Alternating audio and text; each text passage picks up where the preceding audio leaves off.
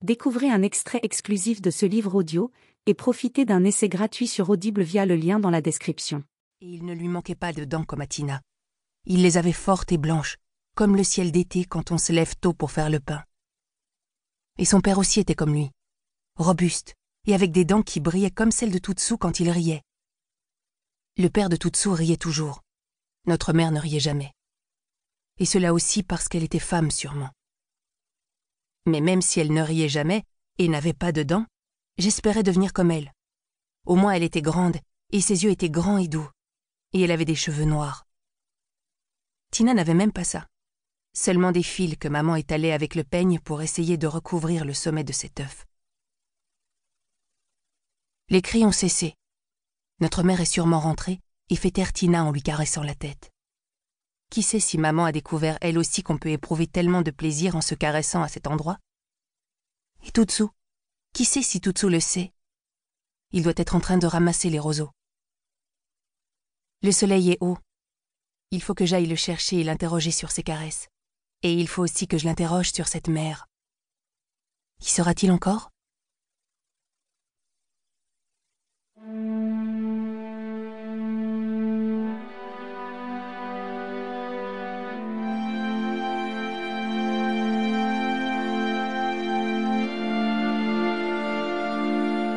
Deux.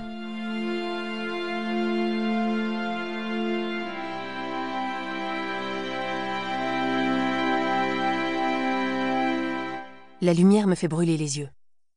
Toujours quand je sors de la pièce, la lumière me brûle les yeux. Quand j'entre, par contre, l'obscurité m'aveugle. La grosse chaleur est retombée et les montagnes sont redevenues noires comme les cheveux de maman.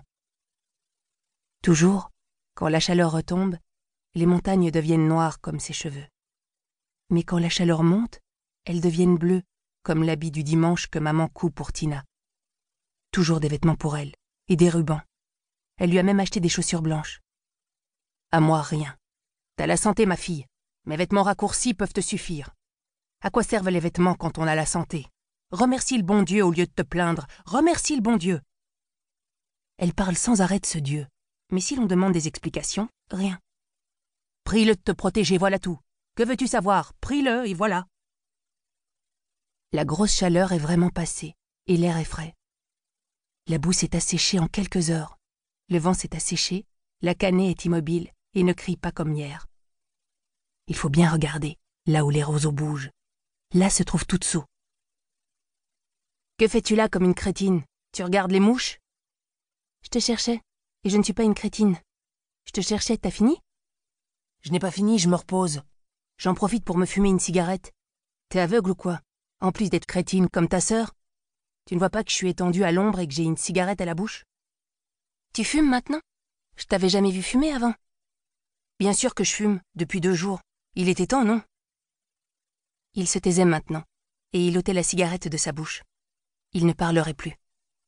Toujours quand il fermait la bouche, Tutsu ne l'ouvrait plus pour des heures, comme disait son père. Et s'il faisait ça avant, qu'est-ce que ce serait maintenant qu'il fumait? Et comme il était grand, ainsi étendu, il avait grandi ou c'était la cigarette qui le faisait paraître plus grand? Comment puis-je lui parler maintenant qu'il est devenu aussi grand? Il me rira à la figure, et il dira que je suis une petite crétine comme toujours.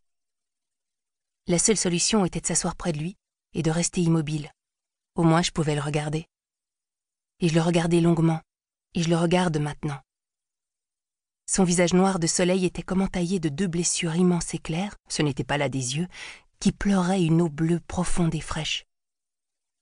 Je regardais le mouvement sûr avec lequel il portait à sa bouche la cigarette, et puis l'enlevait, comme faisait son père.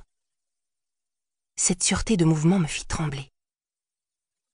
Non, il ne me parlerait plus, et peut-être ne me permettrait-il même plus de le regarder. Le froid devint si fort à cette pensée que je dus fermer les yeux et m'étendre, parce qu'aussi la tête me tournait, comme cette fois où j'avais eu de la fièvre. Je fermai les yeux dans l'attente de la condamnation. Il ne me permettrait même plus de le regarder. « Qu'est-ce que tu fais, Bécassotte? Tu dors? »« Non, je ne dors pas. Je pensais. »« Oh, parce qu'en plus tu penses, toi? Bécassotte, que t'es avec tes pensées, tiens. Et à quoi pensais-tu? On peut avoir l'honneur de le savoir? » Je pensais te demander... Quoi? Eva, parle. On dirait une poule à qui on va tordre le cou. Et de quoi s'agit-il? Parle! Oh, rien. Je voulais te demander ce que c'est que la mer. Livre audio complet gratuit disponible en description de cette vidéo.